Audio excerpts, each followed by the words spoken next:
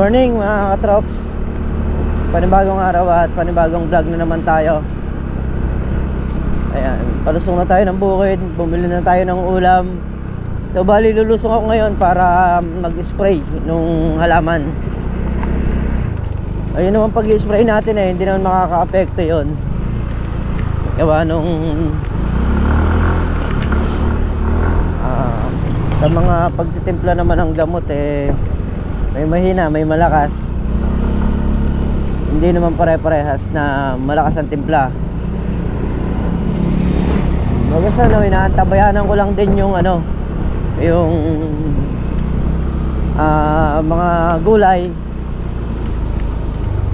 Dahil hindi naman po pwedeng hindi ma-spray.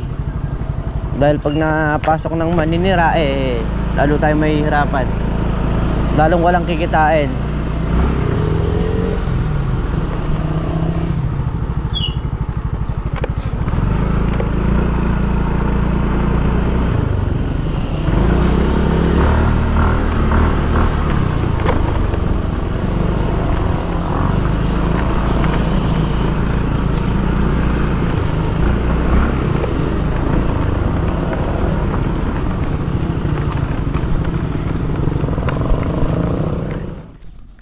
Nagpapausok,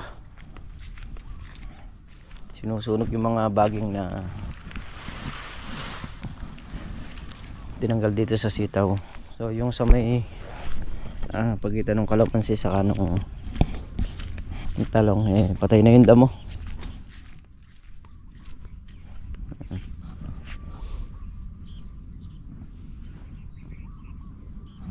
Yan, kailangan ma-spray nung talong.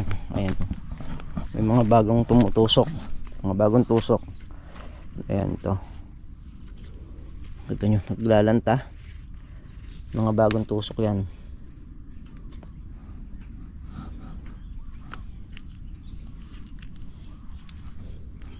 Kailangan ding ma-spray talaga para malagaan yung bunga.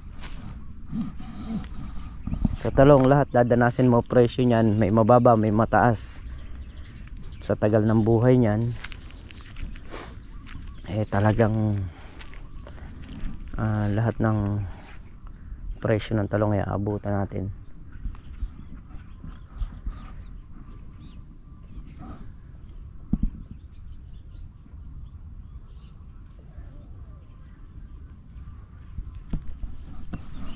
Yan. Kahapon daw nagpatubig si paring Carlo, tumutulo yung diesel, inayos natin ngayon. Matagal din kasing hindi nagamit. Gawa nung nag-uulan. So kahapon nagamit siya. Kaya daw pala malakas maubos yung diesel na kinarga niya. Mas malakas yung tulo.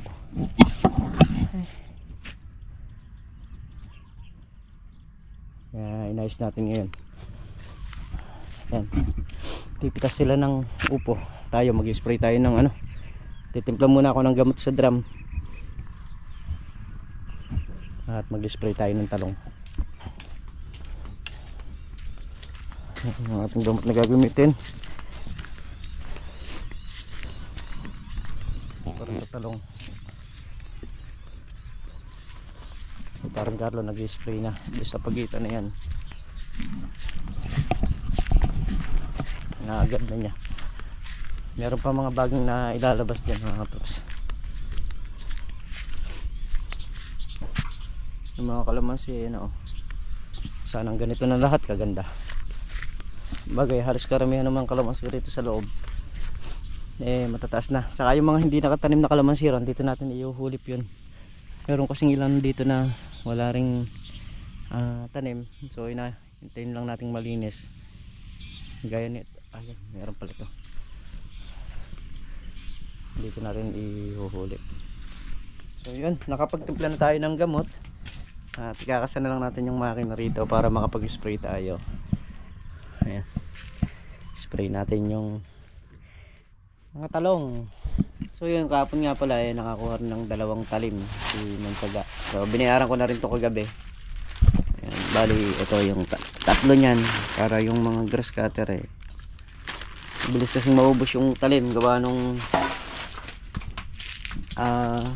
madalas nagagamit.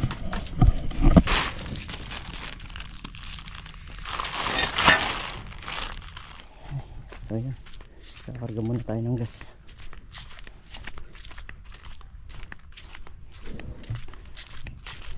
Spray tayo muna, sila doon ipitas muna ng upo.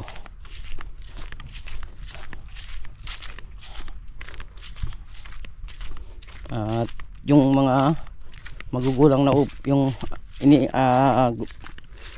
gugulang na upo, yun yung pipitasin lang nila.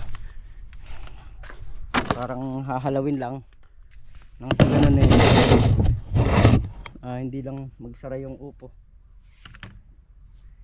So hindi natin alam kung kailan tataas ang presyo. Kami naman, lalo na ako, syempre gusto ko kumita rin yung mga kasamahan ko. Lahat din ginagawa ko para magkaroon ng lahat. Pero sa sitwasyon ngayon sa baba ng presyo ng upo, mapalabas lang namin yung puhunan, maibalik lang yung puhunan, ayos na. Talagang ganun na nagugulay. Andong matalo ka, andong manalo ka. Hindi naman lahat perfect kaya nga.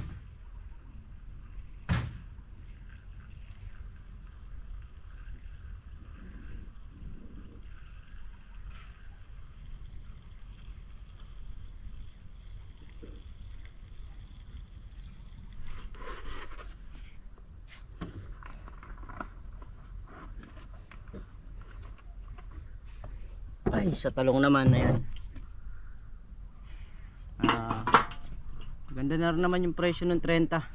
Pero sabi nga, mas maganda kung talagang may makikitang mas mataas.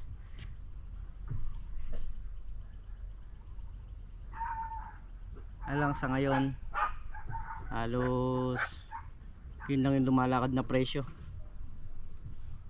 Pasalamat na rin tayo doon sa ganung presyo. Hindi kagaya dati na ang talong nagsi-7, nag-8, nagli-5 piso.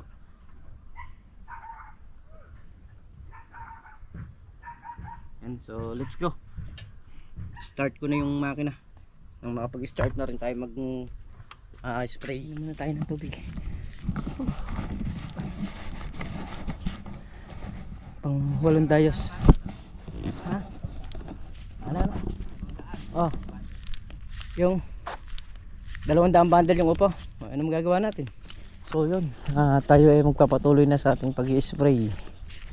Ayan, medyo matagal tayo mag-spray ngayon kasi talagang pinakakatutukan natin hanggang ilalim. Dahil umambon kahapon, yun ang number 1, maraming maghahakot ng maninira pagka umaambon. Kaya kailangan natin paka-spray. Ay, so yun, start ko muna. So ayan, may bisita nga tayong dumating. Hinarap muna natin. So isa ring ano yun, isa ring nagbablog na sa atin rin natuto. Ang una kasi medyo nahihinaan ng loob yun So bakit nga hindi niya pagpatuloy, kaya ako nga. So tinuloy-tuloy niya. So ngayon kahit pa paano, kumikita na siya.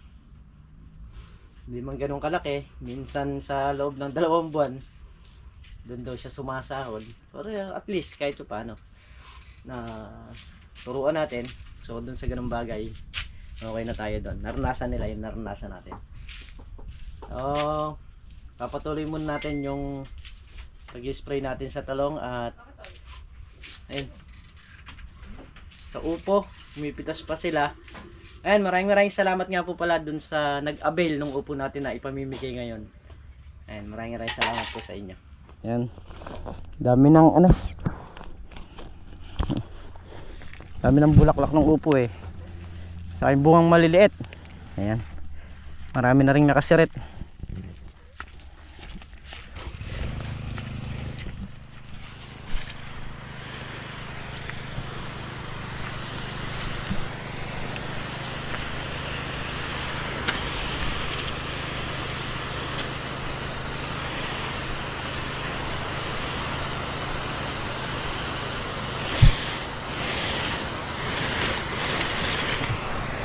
Kailangan talagang ligo-ligo. So i-cultivator muna natin yan bago natin patubigan yung gilid.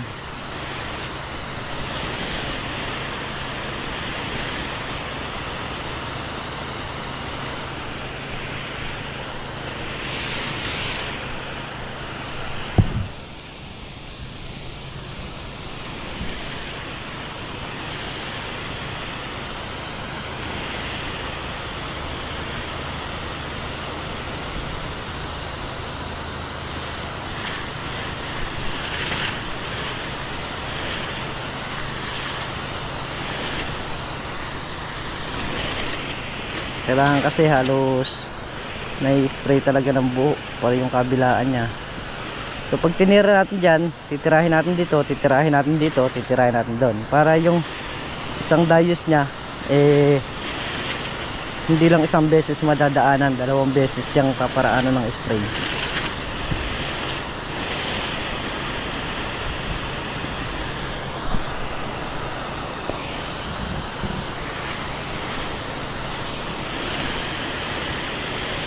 Saka yung sinasabi nilang tusok sa talbos na yon, ang gusto nun yung malalamig na lugar na tinutusok. Kaya naman pag nasa loob na sila ng talbos at in-spray mo ng katirigan, dahil mainit yung gamot na ginagamit natin, talagang masusunog na sila sa loob.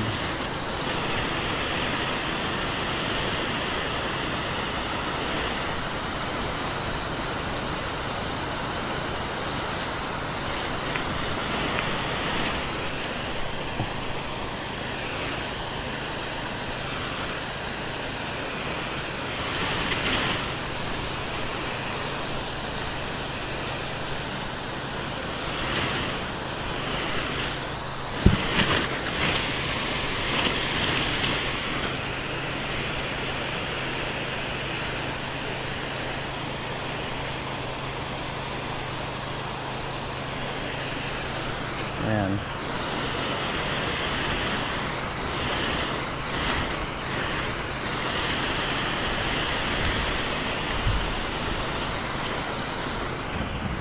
Mahirap ang buhay farmer, mga katrops. Hindi basta-basta. At siguradong marami ring nakaranas ng ganitong buhay. Kaya naman syempre lahat tayo na farmer, isa lang gusto natin, di ba? Yung kumita, makaraos yung pamilya natin. Yun yung number one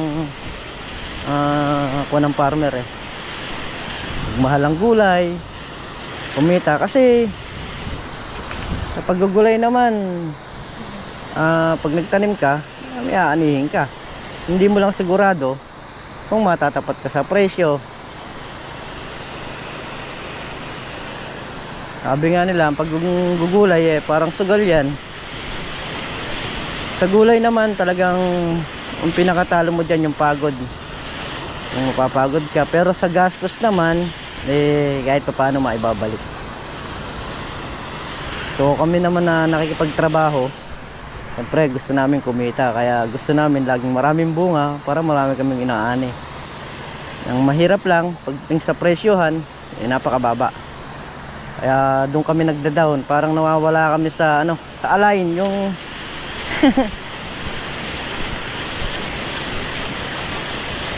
yung tipong parang nakaprogram na yung gagawin mo, tapos biglang mawawala dahil sa di mo inaasahan na sa baba ng gulay. Sila Tol na real, pumipitas pa ng upo. Siguro mga daw ngayon mapipitas nun, 50 bundle. Ayun, maraming salamat. Merong mga tao na mababait na kagaya ngayon may nag-avail. At ayun, salamat po sa inyo. Malaking bagay po yun na kahit paano nakakabawas kami rin sa binadget sa upo, yung gastos ng upo. So tayong mga trabahador, natural lang na mapagod tayo.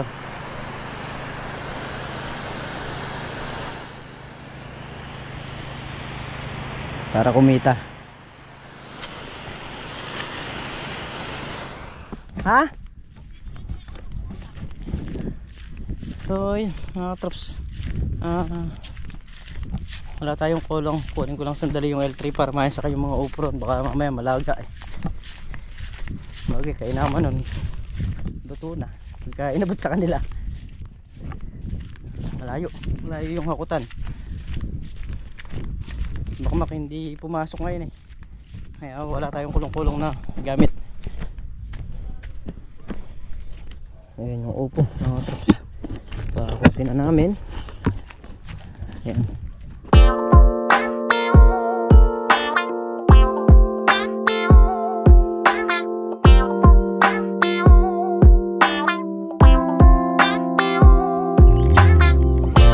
Yun. Isang tambak na upo na naman yan. Nag-crispy pata kayo. Walang ASF to. Di na kayo. Bili na. Nag-crispy upo mo.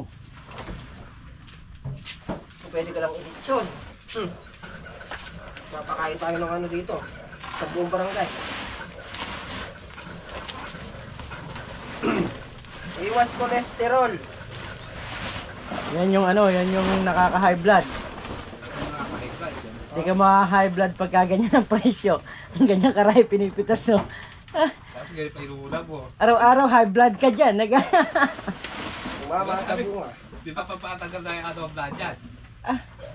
Nakabuhol rin eh. Na, Di kayo marunong. magaling nagtali. Parang karunong ang tali niya, tsaka ikaw. Sabi mong bibintang ka na naman eh. Binubuhol na eh. Hmm.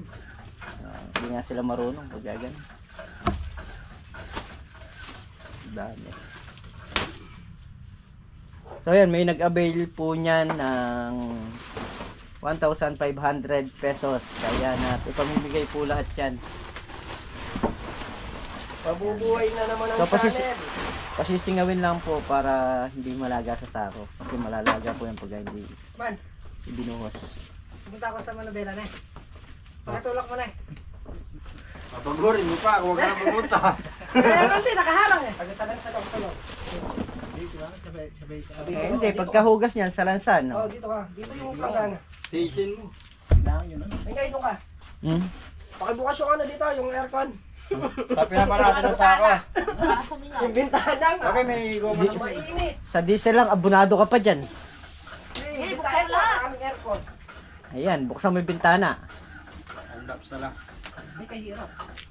Hindi pa talaga hindi marunong. Abali ata. Yan, lahat po na yan eh, ipamimigay. Gaya ng dati, kanya-kanyang diskarte, kanya-kanyang pamigay. Kanya-kanyang lako.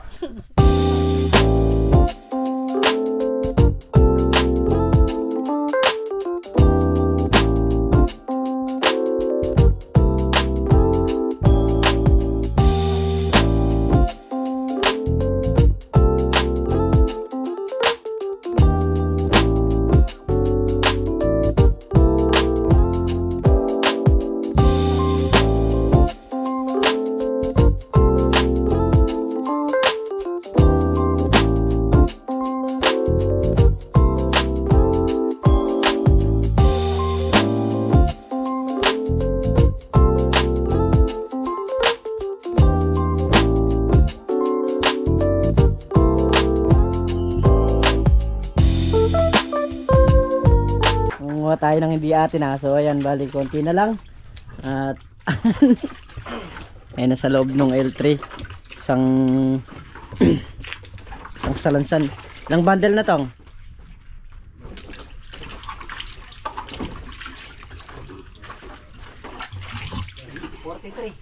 43 bundle.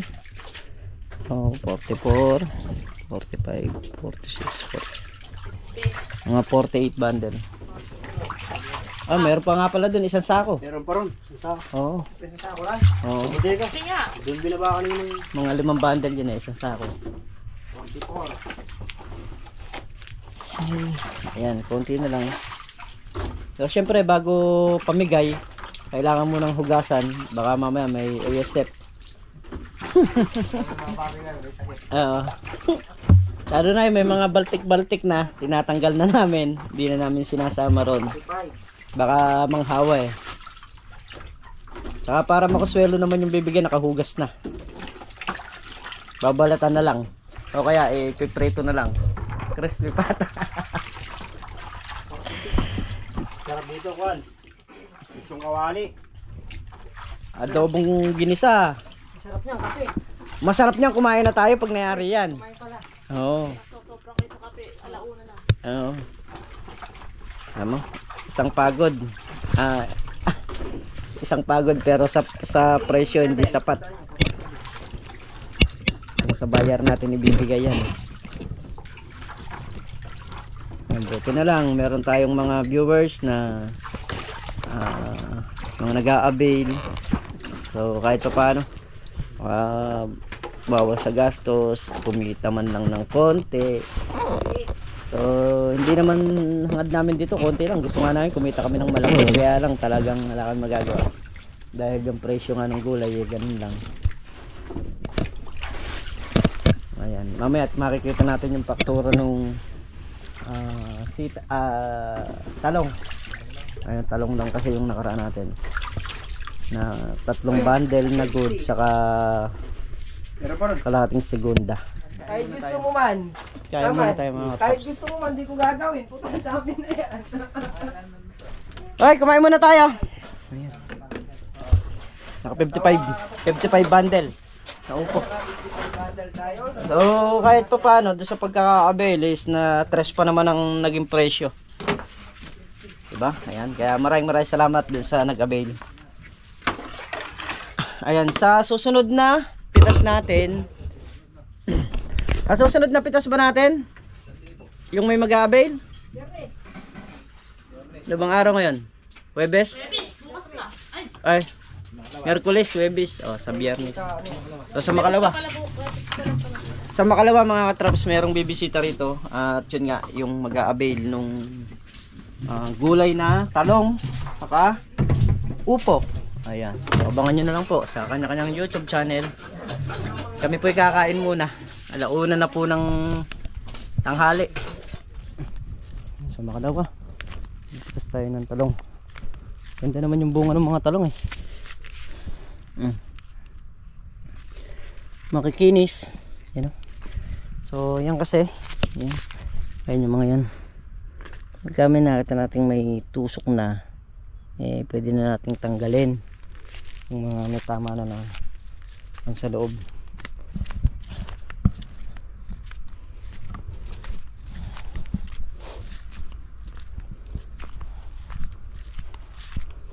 Ay, yan ang buhay farmer. So mayroon pa kaming mga upo rito sa L3. Ayan, nandiyan pa. Hindi man namin siguro maipamigay ngayon o mamayang hapon, baka bukas ng umaga. Hindi na masisira ito. At abutin pang 2 araw, pero dahil marami pang gawa, maglalabas pa kami nung nung mga baging. Kaya mamaya na kami uwi para mamigay. Hindi man mapaubos mamaya hanggang bukas ng umaga. Nunungkit tayo nung mga ganito. Ito yung mga naiwan doon,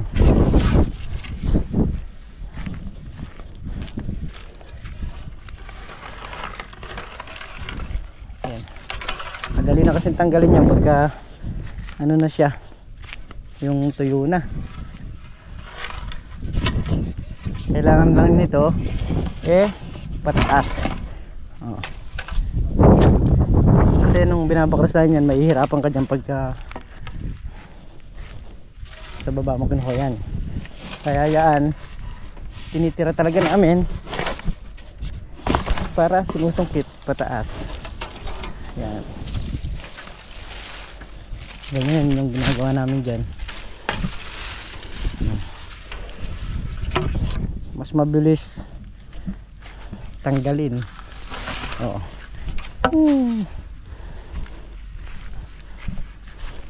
Para ka lang naglalaro.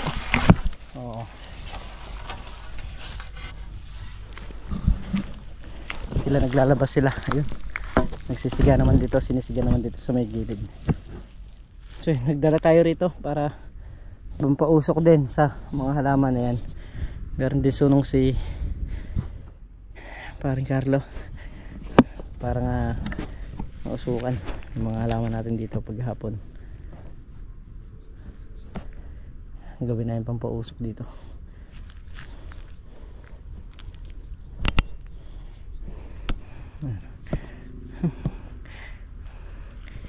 Dinala mo yata lahat. Kaya ko na hangin. Lakas ng hangin, tinatangay din na ako. Ayan. Pagkuhit na rin yung kalamansi sa pagitan ng talong. Pagka lumaki ng konti yung talong na yan hindi na ganong dadamuhin yung ilalim niya. Saka yung mga kalamansi kahit pa paano hahabol sa paglaki ng talong yan. So bukas tatapusin lang patubigan yung mga ampatola, tapos pwede na magpatubig dito sa talong.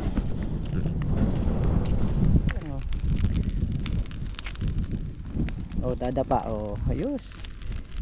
Hindi pausok sa talong yan, gagal lang ang spray niyan, mas mainam yan. Kaina mo.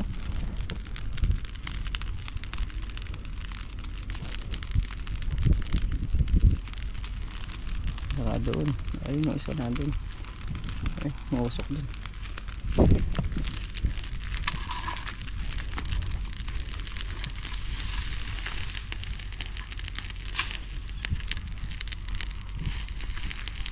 Para mausukan yung mga halaman.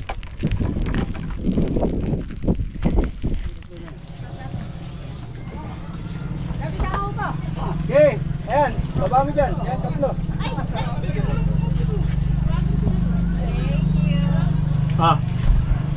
Tumatanggi.